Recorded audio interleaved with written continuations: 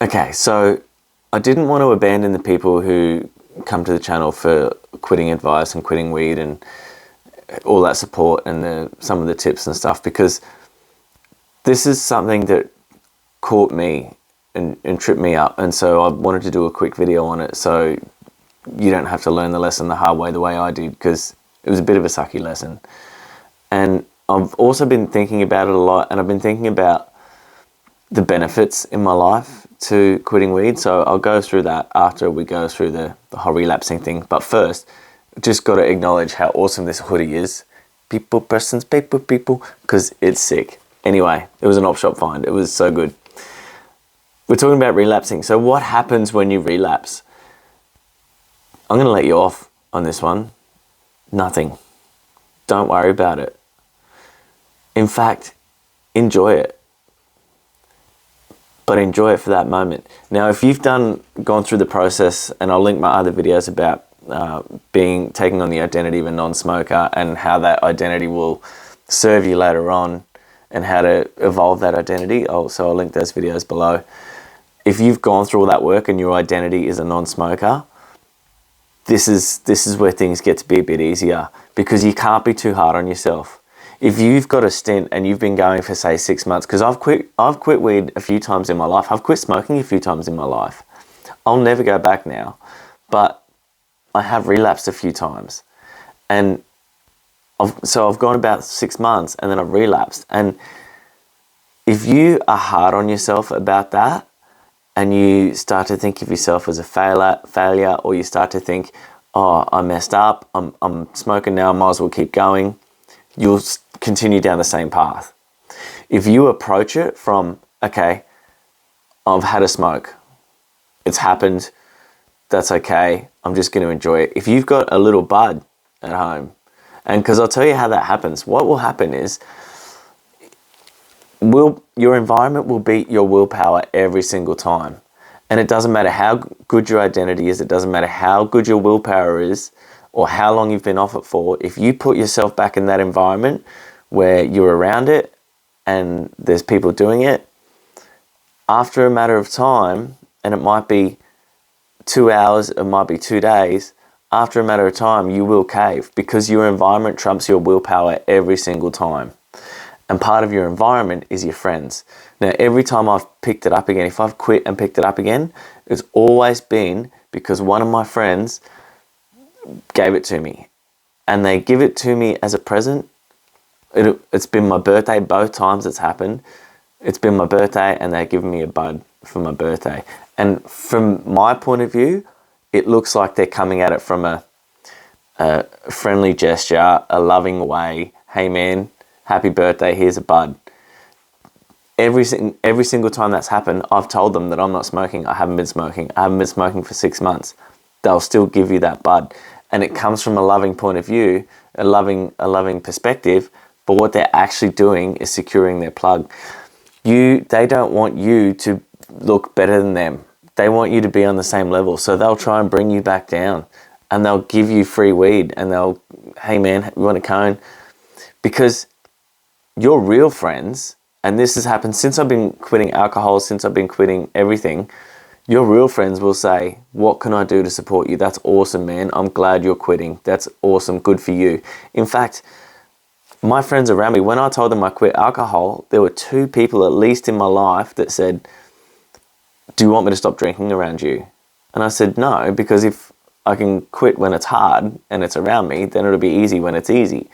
And I don't want people to change their behavior because of me. So I said, no, keep drinking. Don't change anything you do. My housemate, stop bringing it into the house. He won't drink at home anymore because I stopped drinking. So he did it as a move of solidarity, as a support gesture, and it did help, not drinking. And it made his health better. He started to lose weight and he started to feel better. And so if you've got friends that if you tell them that you've quit and they don't say, that's awesome, man, I wish I could be like you, how'd you do it? Or how could I support you? If they try and get you to smoke and they give you a bud, they're just trying to secure another plug because they want to be able to come around one day and say, I'm out, man, what have you got? Have you got any buds or whatever? So just be wary of that, because I had to cut my friends out. And you'll be in that. If you put yourself around those friends are part of your environment. Your environment will trump your willpower every single time. You won't be able to beat it. You just can't beat that. And it's not even peer pressure.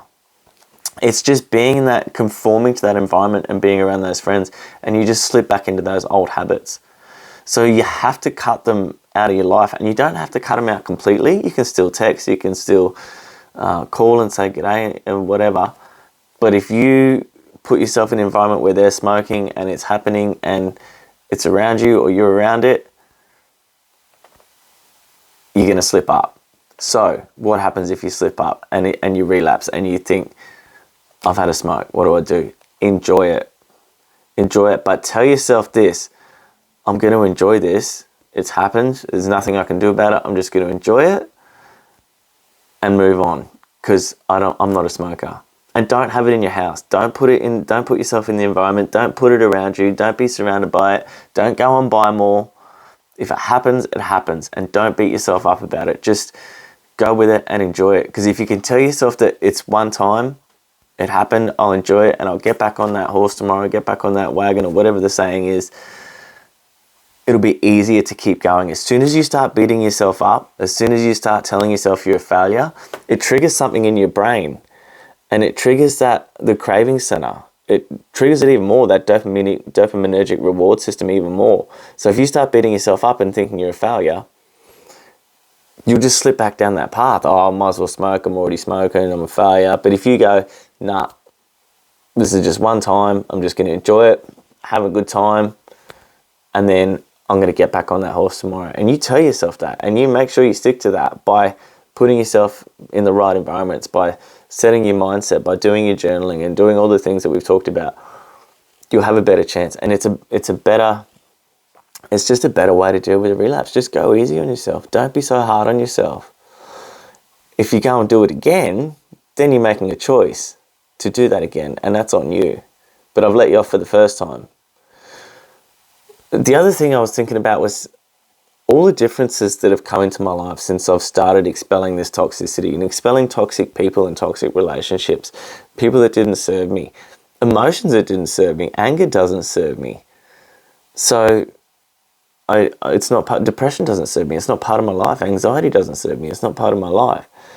But taking things out like alcohol and weed, and now I'm working on sugar and caffeine and energy drinks and even music and social media and all that, and television and the content that I watch. But mostly taking weed out of my life has opened up so much time in my life.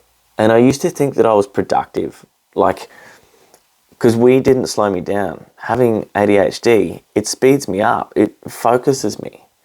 But it focused me in a way that I thought I was busy and I was doing stuff, but I was just doing busy work. So I wasn't really getting anything done. And now that I don't smoke, I've got such a clear mind that I can do planning. Like my goals and calendars and stuff are on the wall behind me, my quarterly goals. I've got a clear mind that I can plan and I can set things out and set to-do lists. My to-do list on the whiteboard behind me is massive. And slowly I'm working through it. It's like a monthly to-do list, and slowly I get through it. And eventually I get to a point where I just wipe it and it's gone. And if I don't get through it, I don't get through it. But your brain leads you through the important stuff. I've got so much time, and it's crazy how much time I've got just by not having those distractions. I'm going to move on to social media next because it just eats time.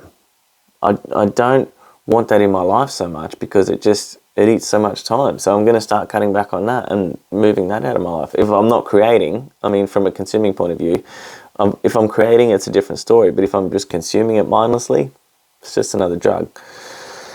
So I hope that helps if you've gone through the relapse and you're struggling with it or whatever. I hope that helps. Let yourself off. Go easy on yourself. And look, thank you for watching the videos. Thank you for tuning in and paying attention and just being here, just being you. And I hope I give you something, but you give me a lot more than I'm sure I give you, because you guys are the inspiration, the comments that you leave on the videos, the stories that you tell, and the journeys that you share, and it's just incredible. And there's been some amazing amazing journeys, amazing people and stories that have been coming up through the comments. So I really appreciate that. You inspire me to do better. You keep me accountable. You keep me on track. You inspire me to do these videos and share more. And I'm actually a really shy person, believe it or not. So even just stepping out to do these YouTube videos was hard, and the love and support that you guys have given me has been incredible. So I really appreciate it. Thank you so much, and I'll see you in the next one.